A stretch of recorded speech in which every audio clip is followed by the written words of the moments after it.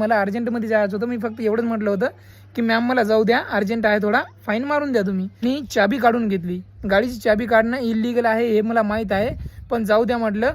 पण हे मला सांगा की 2500 रुपये कशाचे आहे? नावावर गाडी नसून पण माझ्यावर 2500 फाईन आहे. हे कसं काय? परवा दिवशी गेलो होतो मी यवतमाळले, कारण मला दवाखान्यात जायचं होतं. 7 तारखेची माझी अपॉइंटमेंट होती डॉक्टरजवळ. हे तुम्ही पाहू शकता.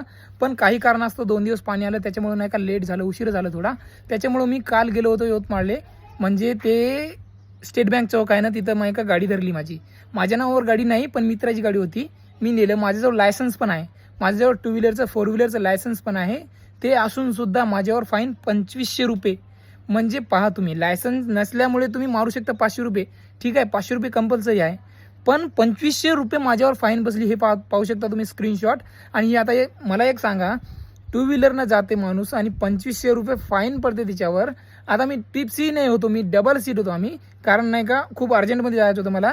खूप म्हणजे तब्येत माझी खराब होती, त्याच्यामुळे मी लवकर जात होतो. मॅडमला बस असंच म्हटलं मी की मला जाऊ द्या म्हटलं, मला दवाखान्यात जायचं आहे आणि उशीर होत आहे म्हटलं.